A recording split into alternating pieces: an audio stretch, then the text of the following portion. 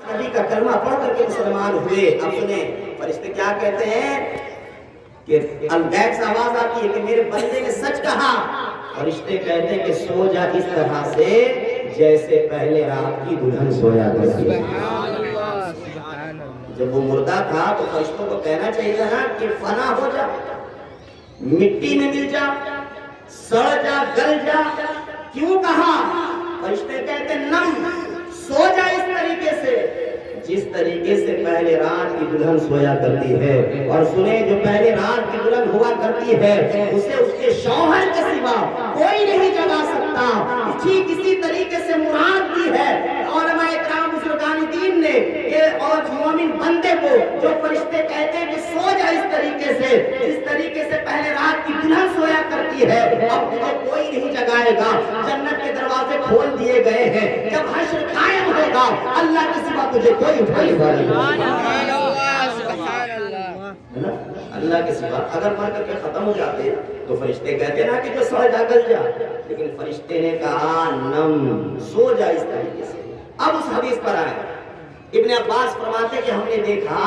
کہ ایک قبر کھلی اور اس میں بالکل جسمانیات کے ساتھ ایک مسکراتا ہوا شخص جو ہے جھومتا ہوا سورہ ملک کی تلاوت کر رہا ہے. ابن عباس رضی اللہ عنہ ارشاد فرماتے ہیں کہ میں اللہ کے رسول صلاۃ و تسلیم کی بارگاہ میں پہنچا اور ارشاد فرمایا کہ اے اللہ کے رسول صلاۃ و تسلیم, آج ہم جب خیمہ لگا رہے تھے آج تک ہم نے ایسا منظر نہیں دیکھا ہے, آج تک ہماری آنکھوں نے ایسا منظر نہیں دیکھا ہے. نبی نے ارشاد فرمایا کیا معاملہ ہے؟ ہم نے تو زمین کو برابر دیکھا تھا, کہیں کوئی قبر نہیں نظر آ رہا. دیکھ کر کے خیمہ لگانا شروع کیا. اللہ کے رسول صلاۃ و تسلیم جب خیمہ لگاتے لگاتے ایک جگہ پر پہنچے ہیں, کیا دیکھتے کہ ایک قبر کھلی ہے اور اس سے ایک شخص جو ہے ظاہر ہوا نظر آیا. ہم نے دیکھا کہ وہ شخص جھومتا ہوا سورہ ملک کی تلاوت کر رہا تھا. نبی نے جب سنا ہے مسکرانے لگے ہیں, ارشاد فرمانے لگے ہیں. کیا ارشاد فرماتے ہیں کہ اے میرے صحابہ, کیا تم نہیں جانتے قرآن پاک میں اللہ رب العزت نے جو سورہ ملک کو نازل فرمایا ہے, یہ سورہ ملک ایسی صورت ہے جو انسان صبح کا وقت ہو یا دوپہر کا وقت ہو یا شام کا وقت ہو یا رات کا وقت ہو, دن بھر میں کسی وقت میں بھی روزانہ اگر وہ سورہ ملک کی تلاوت کرتا ہو تو اللہ رب العزت اسے قبر کے عذاب سے بچا لیا. آپ اندازہ لگائیں کہ جب ایک عام مومنی ہے نا, کوئی اللہ کا ولی نہیں تھا, بس ایک عام مومنین تھا جو نماز پڑھتا تھا, قرآن پڑھتا تھا, حرام و حلال کی تمیز کرتا تھا, نیک عمل کیا کرتا تھا, برے کاموں سے رکا کرتا تھا, قرآن کی تلاوت کرتا تھا, جس کی برکت سے اللہ رب العزت نے اس کی جسم کو سلامت رکھا. ایک یہ عام مومنین کا جب یہ عالم ہے تو ذرا سوچے جس نے اللہ کا قرب حاصل کر لیا ہے, جو اللہ کے بزرگ ہیں, جو غوث عبدان ہے, جو غریب نواز علیہ الرحمہ ہے, جو حضور حافظ ملت ہے, جو حضور اعلیٰ حضرت فاضل بریلوی علیہ الرحمہ ہے, ان کا مقام کتنا بلند و بالا ہوگا. آپ اندازہ لگائیں اگر کوئی ایسا کہے ہے نا, اگر ایسا کہے, بہت سارے لوگ کہتے ہیں کہ یہ حدیث سنی لوگ پڑھتا ہے, اہل سنت والجماعت کے لوگ پڑھتے ہیں, ان لوگوں کو کیا نظر نہیں آتا. تو میں آپ کو ایک مثال دے دیتا ہوں. ان لوگوں کو بھی نظر آتا ہے, لیکن ایک خوبصورت باغ ہو ہے نا, اگر آپ خوبصورت باغ میں جائیں گے جہاں پر طرح طرح کے پھول ہوں ہے نا, جو آپ کی آنکھوں نے دیکھا نہیں ہو, اور دیکھیں جب اس باغ میں جائیں گے تو ہم کیا کریں گے, اچھے اچھے پھول کو دیکھیں گے, اس سے اور اچھا تلاش کریں گے کہ یہ پھول ہے تو یہ بھی دیکھیں گے, پھر ادھر بھاگیں گے ادھر بھاگیں گے. لیکن اگر اس باغ میں کسی خنزیر کو بھیج دے ہے نا, عرف سور, خنزیر عرف سور جو ہے, اگر سور کو ایک حسین باغ میں بھیج دے جہاں پر پھول ہی پھول, طرح طرح کے پھل, طرح طرح کے پھول, تو کیا وہ پھول کو تلاش کرے گا؟ نہیں. اچھے پھول کو دیکھے گا؟ نہیں, بلکہ وہ اپنی غلاظت کو تلاش کرے گا, وہ اپنی غلاظت کو دیکھے گا. ان کی مراد بس یہی ہے کہ یہ بھی حدیث پڑھتے ہیں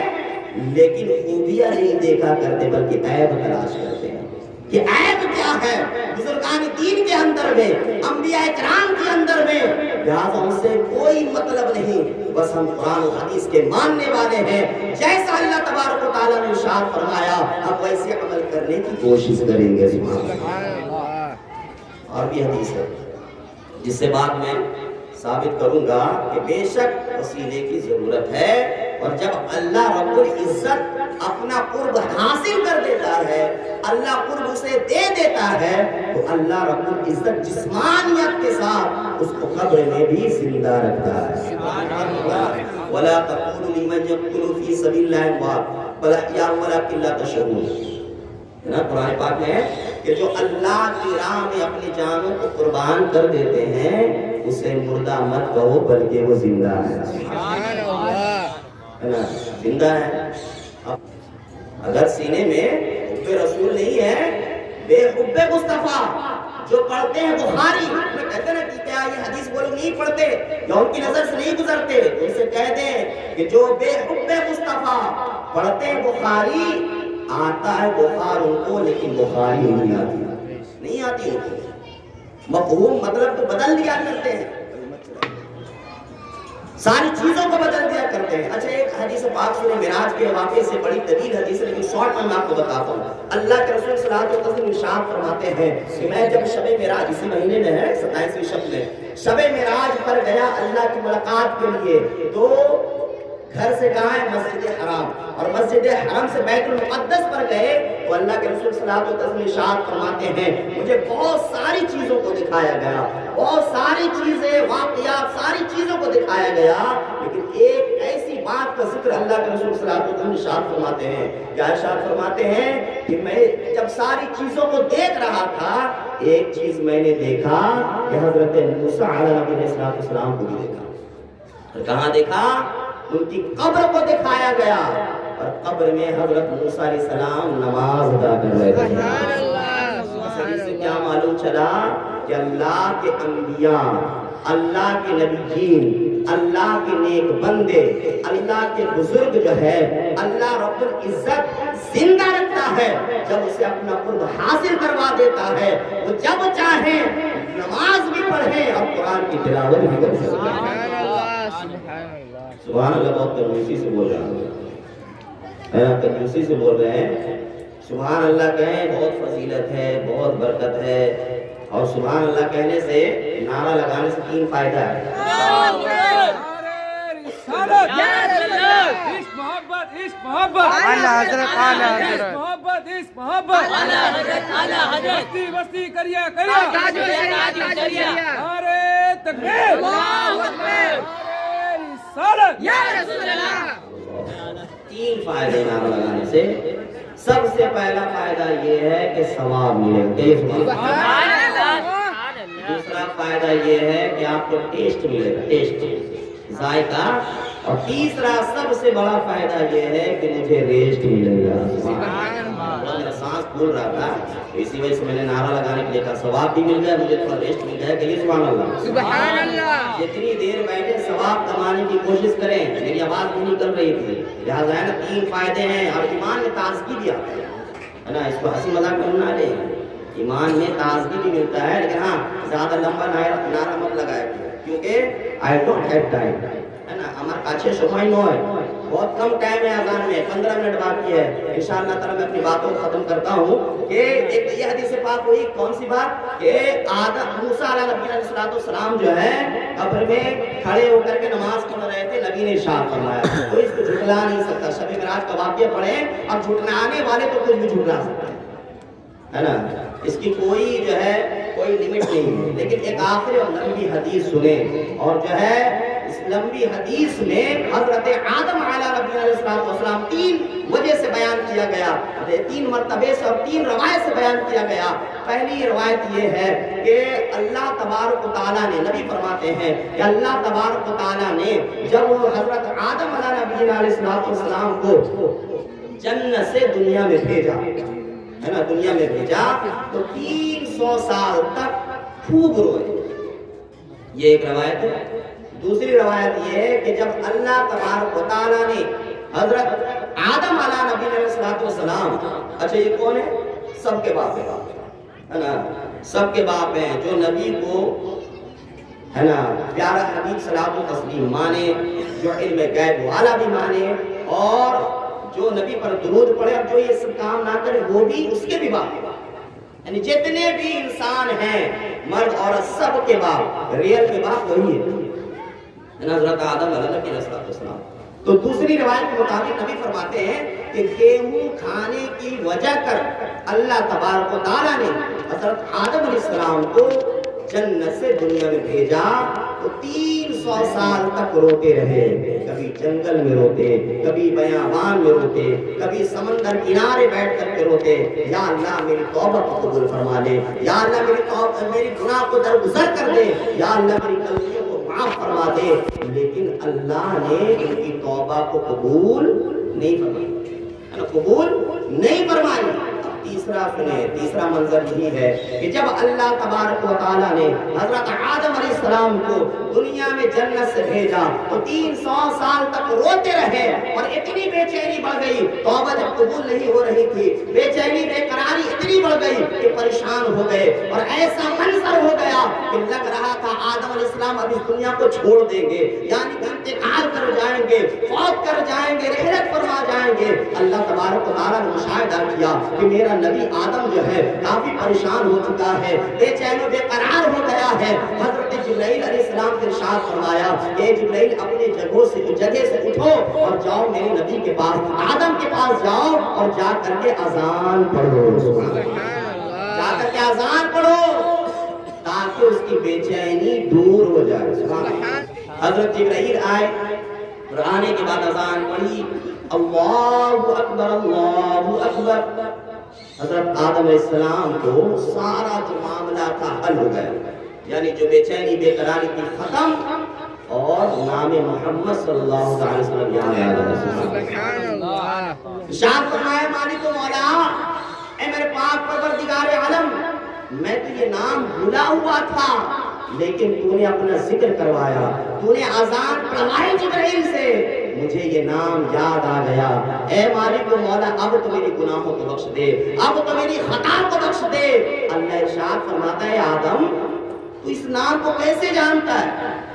تو اس نام کو کیسے جانتا ہے؟ اذان میں ہے نا ذکر اشہد ان لا الہ الا اللہ واشہد ان محمد رسول اللہ صلی اللہ علیہ وسلم، ذکر ہے تو اس نام کو کیسے جانتا ہے؟ اچھا جب آدم علیہ السلام پیدا ہوئے تو نبی تو اس دنیا میں نہیں آئے تھے، تو تو نے کیسے دیکھا، اس نام کو کیسے جانتا، پہچانتا کیسا ہے؟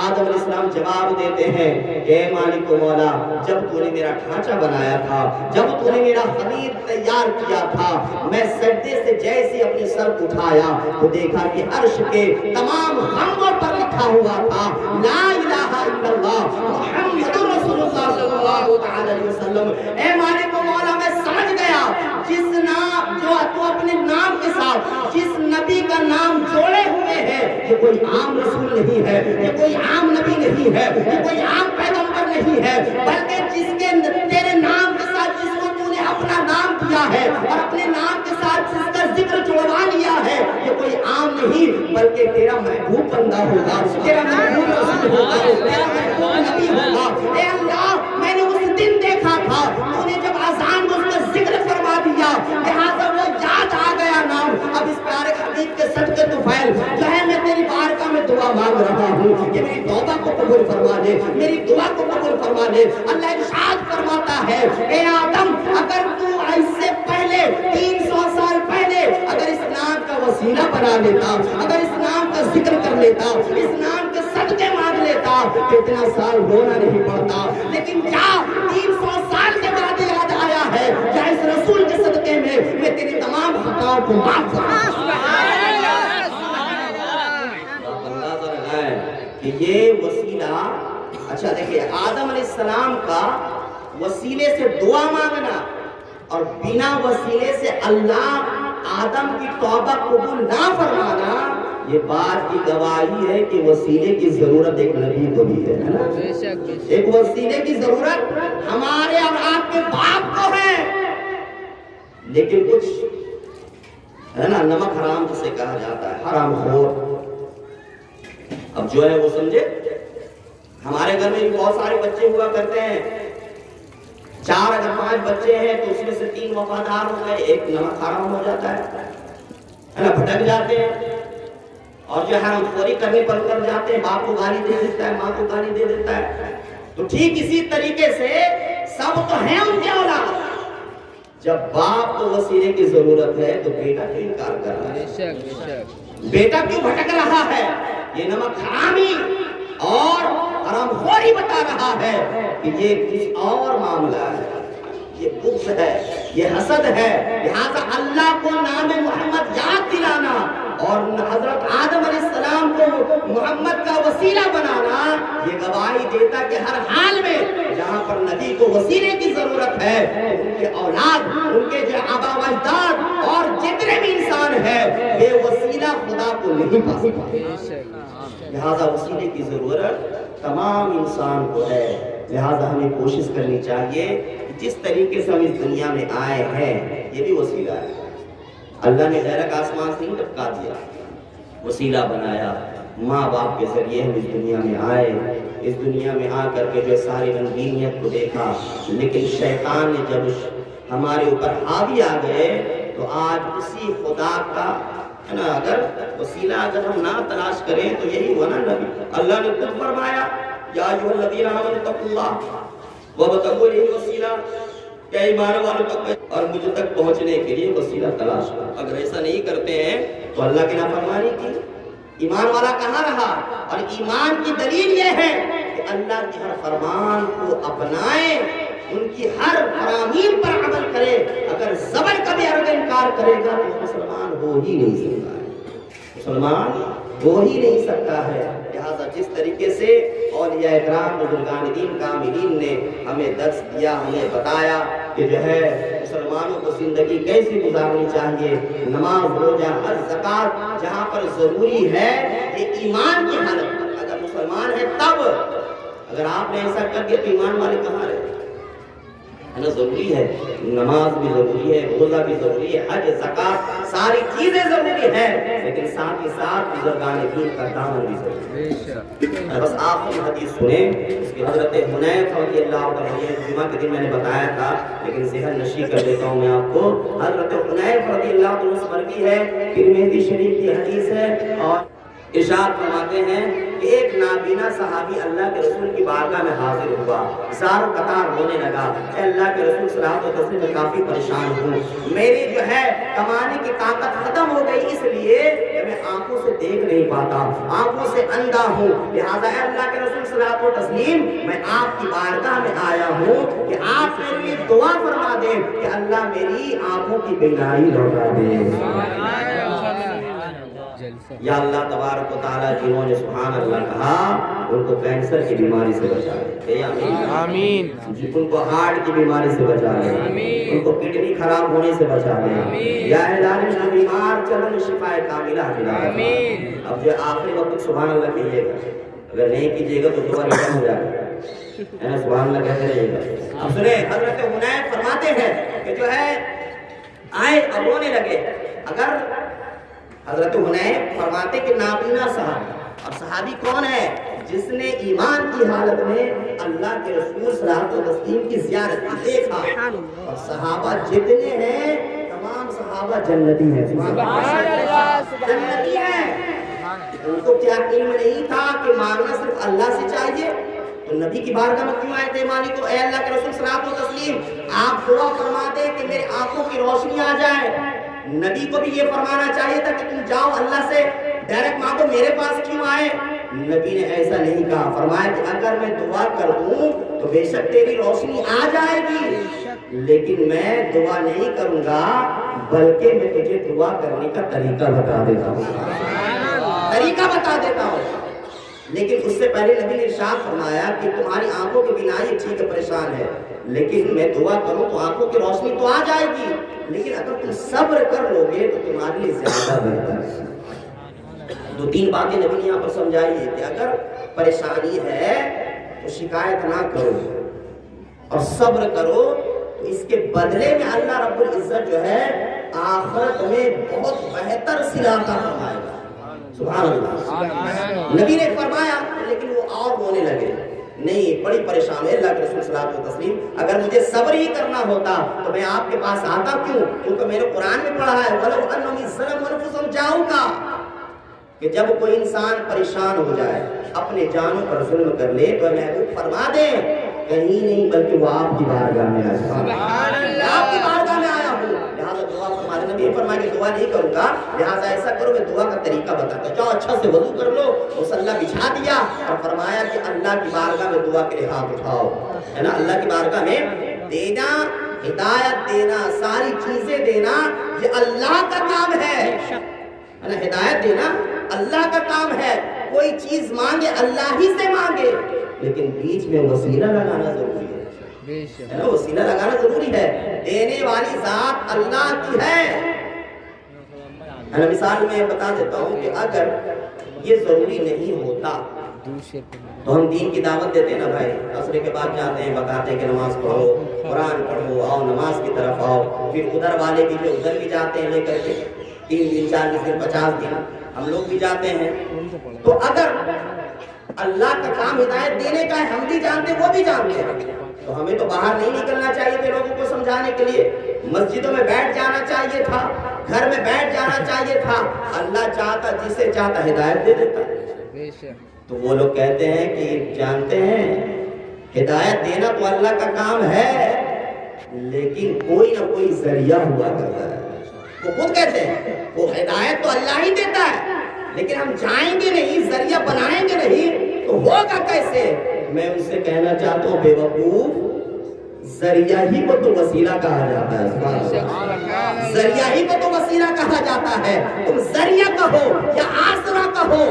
بات کرنے کا ورڈ حرف الگ ہے لیکن معنی دیکھیں گے تو وہی وسیلہ نکلے گا، ذریعہ کا نکلے گا، آسرا کا نکلے گا، تقرب حاصل کرنے کا نکلے گا۔ ٹھیک اسی طریقے سے اللہ کے رسول صلی اللہ علیہ وسلم ارشاد فرماتے ہیں جاؤ اللہ کی بارگاہ میں دعا کے لیے ہاتھ اٹھاؤ، اگر وسیلہ ضروری نہیں ہوتا، ہدایت دینا جیسا کہ تم کہہ رہے ہو کہ اگر ہدایت دینا تو اللہ کا کام ہے، لیکن بیچ میں ذریعہ ہوتا ہے، ہم جائیں گے نہیں تو نماز سیکھیں گے کیسے، قرآن پڑھیں گے کیسے، ان کو مسجد میں لائیں گے کیسے؟ تو ٹھیک اسی طریقے سے میں ان سے کہنا چاہتا ہوں بے شک اللہ کا کام ہدایت دینے کا ہے، اگر ذریعہ ضروری نہیں ہوتا، اگر آسرا ضروری نہیں ہوتا، وسیلہ اگر ضروری نہیں ہوتا تو حضرت آدم علیہ السلام کو اللہ نے کیوں بھیجا، حضرت شیس علیہ السلام کو اللہ نے کیوں بھیجا، حضرت یحییٰ علیہ السلام کو اللہ نے کیوں بھیجا، حضرت موسیٰ علیہ السلام کو اللہ نے کیوں بھیجا، پیارے حبیب صلوات و تسلیم کو اس دنیا میں کیوں بھیجا، 1 لاکھ کم و بیش 24,000 پیغمبر کو اس دنیا میں کیوں بھیجا؟ تو آپ کہیں گے کہ ہدایت دینا تو اللہ کا کام ہے،